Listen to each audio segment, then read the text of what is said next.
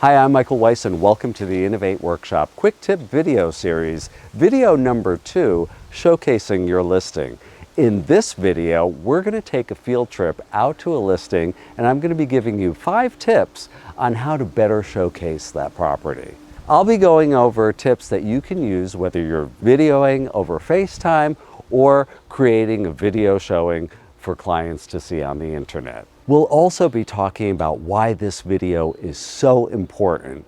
It's the final step that your customers might see before making an offer. So using all of the tips and tricks that I'm going to show you will help you close the deal. Well, here we are.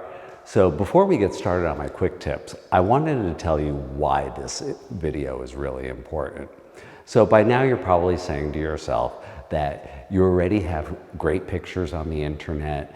You've hired somebody to do a virtual tour, whether it is a video tour of the listing. You might have even hired somebody recently to do an interactive tour where a potential buyer can view the property through 3D or something like that. Well, if we think about it, those items that you've already hired brought you to the point where somebody wants to actually take a look at your property in person.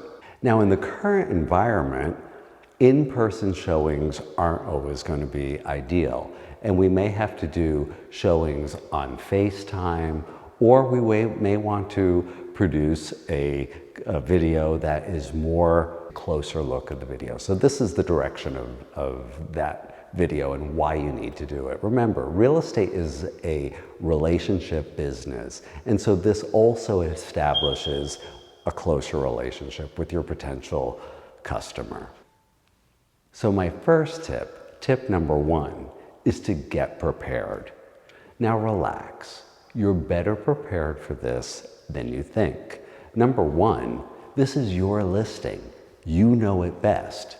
You've got the MLS sheet, you've got a property flyer that you created, and you've advertised the home, you've described it in the listing. What I recommend is that you get a little index card or a piece of paper, bullet point some of the highlights, square footage, the neighborhood, whatever features are in the house, and you have that in your hand so that you can refer to it. Also, when you arrive at the home, turn on every single light, open up every window shade, and get as much light into the main living space as possible. Because remember, from our last video, lighting is super important, as well as audio. So don't forget your earphones, AirPods, or lavalier mic, whatever you're using to attach to your phone. My second tip is to take a deep breath. You're prepared, and now it's time to slow down and get ready to turn your camera on. In real life, our eyes process things very quickly. We're able to take a lot of information in and process it, and we know what we're looking at. If we look at a painting, it's a still image, and it gives our minds has to look around the painting to see all the details. It's not real life. We're processing a still image. In video, this concept works the same. So if the video is going really fast and the user has shaky footage, the viewer is not going to be able to process what they're seeing. Tip number 3 is to shoot in clips. What I mean by that is that you shoot short clips. They are easy to produce, you'll make less mistakes. If you're gonna try to do a video in one run, you'll probably do numerous takes. So it's a lot easier to shoot in very short clips between 5 and 15 seconds, up to 30 seconds. You're probably thinking, if I have all these clips, how do I put them all together? Well, I've got you covered. There's plenty of free apps out there on your telephones or on the computer where you can stitch stuff together. So I recommend 2 apps actually that I use regularly. One is called Pocket Video, and that app allows you from your camera roll in your phone to stitch them together. You can even add pictures, text, music, voiceovers. It's a neat app. Also, another app that I recommend is called Videorama. That app allows you to do the same thing, plus add sound effects and other things too.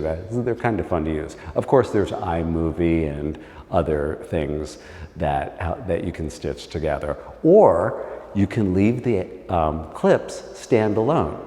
And let's say your customer needs to get a closer look of the kitchen. Well, you've got a short clip that takes them through the kitchen that you can just send off. Fourth tip is camera height.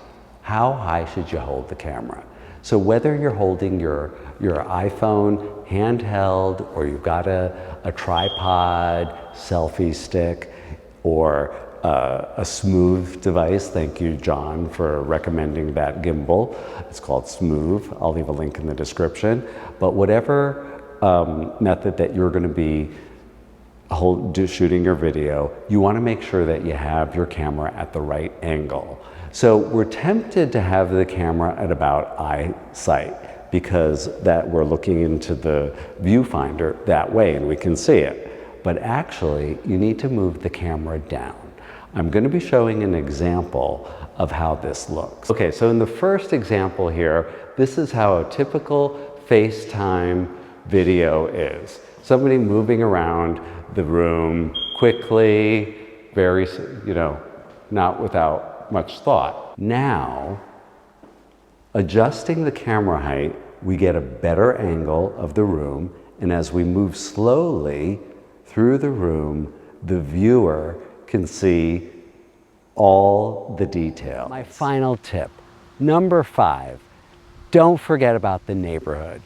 Remember, if this is a standalone video, people want to get an idea of what the neighborhood is about. So go outside, show them the neighborhood amenities, where it's located, and what it has to offer. This could be the reason that your buyer writes the offer. So that wraps up my 5 quick tips for showcasing your listing with video. Thanks for watching, and stay tuned for more videos on this topic.